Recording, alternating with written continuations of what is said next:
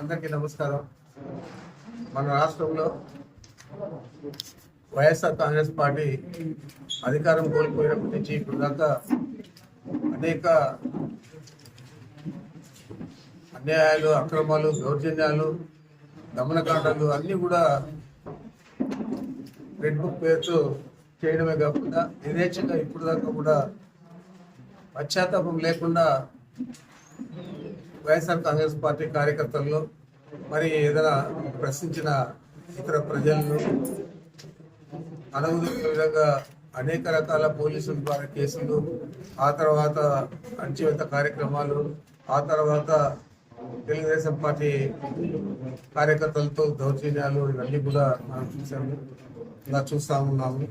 మరి ఇలాంటి సమయంలో మన ప్రియతమ నాయకుడు శ్రీ వైఎస్ జగన్మోహన్ రెడ్డి గారు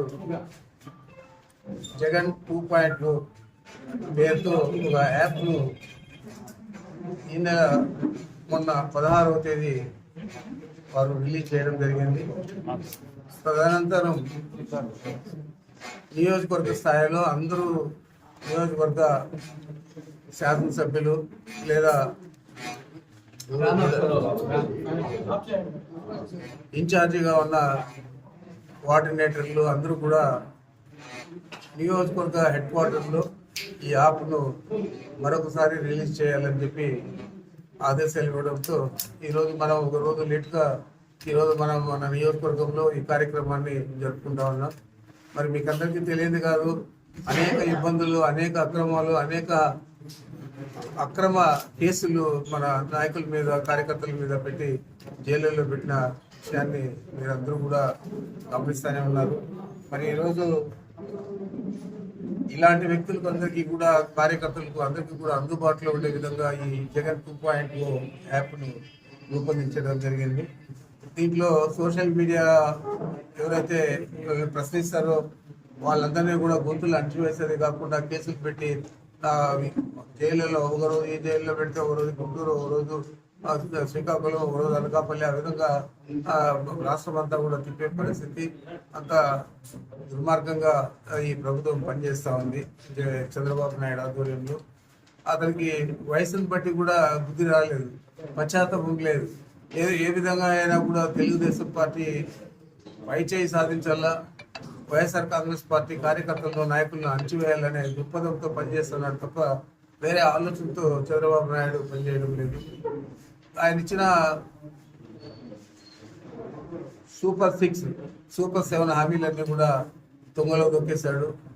అది అడిగిన వాళ్ళ మీద కూడా కేసులు పెట్టే పరిస్థితి ఈరోజు ఈ రాష్ట్రంలో నెలకొంది. మరి ఇవన్నీ మర్చిపోయే విధంగా, ఇవన్నీ డైవర్ట్ చేసే విధంగా వాటిని పక్కన పెట్టి ఈ కార్యక్రమానికి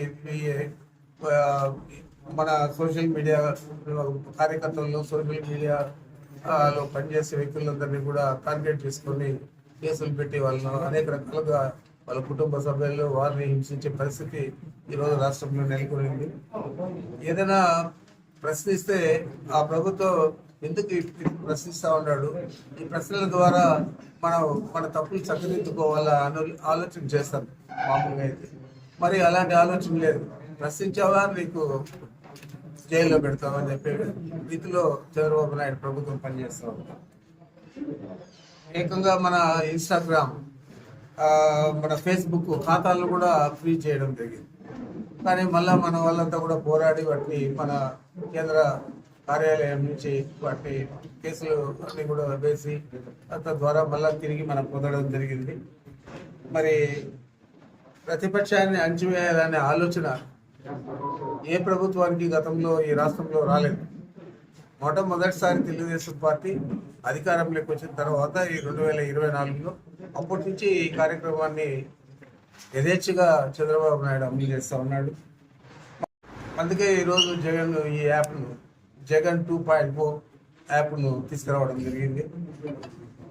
ఈ యాప్ ద్వారా ఎప్పటికప్పుడు నేరుగా మన కార్యకర్తలకు కూడా సమాచారం చేరవేస్తారు.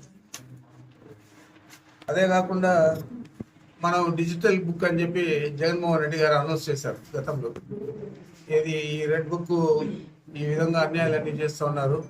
మనం ఈ డిజిటల్ బుక్ పెట్టి మన కార్యకర్తలను కాపాడుకోవాలా, వాళ్ళు ఏమేమి వీళ్ళ మీద కేసులు పెట్టారో, తప్పులు చేశారో అవన్నీ కూడా మన నోటీస్కి వచ్చే విధంగా ఈ డిజిటల్ బుక్లో అప్లోడ్ చేయాలని చెప్పి జగన్మోహన్ రెడ్డి గారు డిజిటల్ బుక్ను అతను ఆవిష్కరిస్తే ఆ బుక్ను కూడా ఈరోజు జగన్ 2.0లో కలిపి అది కూడా ఇందులోనే పొందుపరచడం జరిగింది.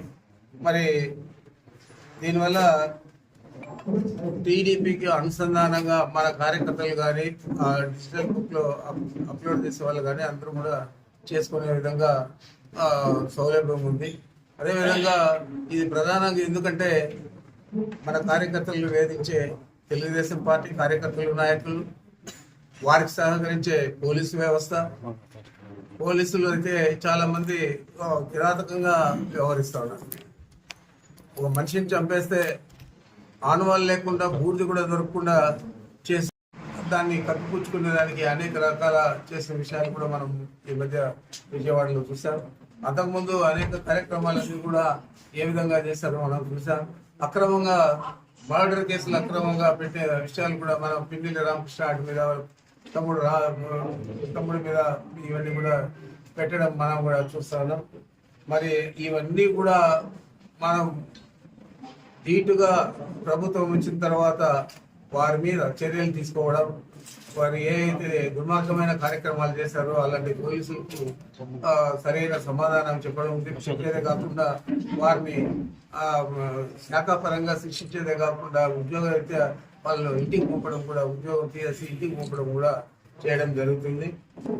కార్యకర్తలే కాదు, మన పార్టీ నాయకులే కాదు, సామాన్య ప్రజలు కూడా ఈ జగన్ 2.0 యాప్ డౌన్లోడ్ చేసుకొని మీకు ఏ సమస్య ఉన్నా కానీ దీంట్లో అప్లోడ్ చేయండి.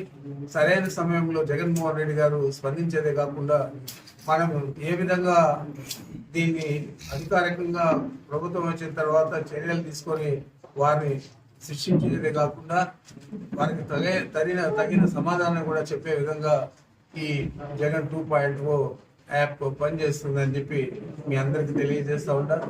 తప్పకుండా అందరూ కూడా బాగా ఇప్పుడైతే చాలా యాక్టివ్గా ఉన్నారు మన సోషల్ మీడియా కార్యకర్తలందరూ.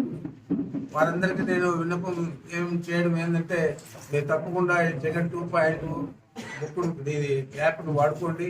దాంట్లో డిజిటల్ బుక్ ఆప్షన్ కూడా ఉంది. ఆ డిజిటల్ బుక్లో కూడా ఏదైనా అక్రమాలు జరిగినవన్నీ కూడా నమోదు చేయండి. తప్పకుండా మన ప్రభుత్వం లేదా మన నాయకుడు లేదా మన పార్టీ దీని మీద స్పందిస్తుంది, తగిన విధంగా వారికి బుద్ధి చెప్తుందని చెప్పి మీకు మనవి చేస్తా ఉన్నాను.